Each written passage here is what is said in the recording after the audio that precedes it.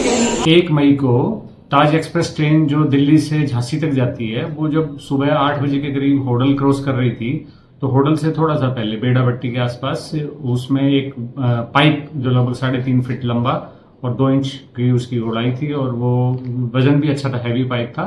वो किसी ने फेंका है, जो गाड़ी का शीशा तोड़ के, इमरजेंसी विंडो को तोड़ के, और वो गया। गाड़ी तेज स्पीड से थी, तो जिससे एक अंदर पैसेंजर को चोट लगी है गंभीर, जिसके आधार पे जब वो मथुरा रुके हैं तो उनकी फर्स्ट एड वहां की गई है, और फर्स्ट एड के बाद जो उन्होंने जो लिख के दिया उसके आधार पे 0 FIR मथुरा में दर्ज हुई, और उसके बाद वो फरीदाबाद हमारे GRP को भेजी गई, जिसकी जांच जब शुरू हुई और उसमें फिर शक हुआ एक आदमी के ऊपर, जिसे कल अरेस्ट किया गया। उसका नाम पंकज है, और वो बेड़ापट्टी जो होटल में है वहीं का रहने वाला है, और शरारती आदमी है। उसके पहले भी आधा दर्जन के करीब उसके ऊपर केसेस हैं, जिसमें से एक नाबालिग लड़की का एक मामला है उसके ऊपर, और एक मामला पुलिस कस्टडी से भागने का है उसके ऊपर, और आर्म्स एक्ट का है, और चोरी वोरी के मुकदमे हैं।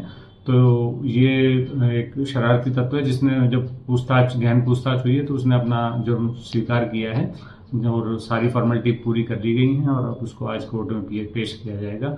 और ये मैं अवगत कराना चाह रहा हूँ कि चलती ट्रेन के ऊपर आपने कोई पत्थर, लकड़ी या लोहे का सामान या कोई भी ऑब्जेक्ट अगर फेंका है, तो जिससे कि सवारी को खतरा हो सकता है या रेलवे की प्रॉपर्टी को, तो उसमें उम्र कैद की सजा है, 10 साल या उम्र कैद की सजा है। तो ये लोगों को पता नहीं है इस बारे में। ये जो इस तरह के शरारती लोग जो करते हैं, अब ये पकड़ा गया, उम्र कैद की सजा है। जो हत्या के मुकदमे में उम्र कैद की सजा होती है, उतना गंभीर मामला होता है। तो इसमें लोग सचेत रहें कि इस तरह की शरारतें, वैसे भी देश की प्रॉपर्टी है। हम सब देश, अगर थोड़ी सी भी हमारे अंदर देशभक्ति है, तो हम देश की प्रॉपर्टी को तो नुकसान नहीं पहुंचाएं कम से कम।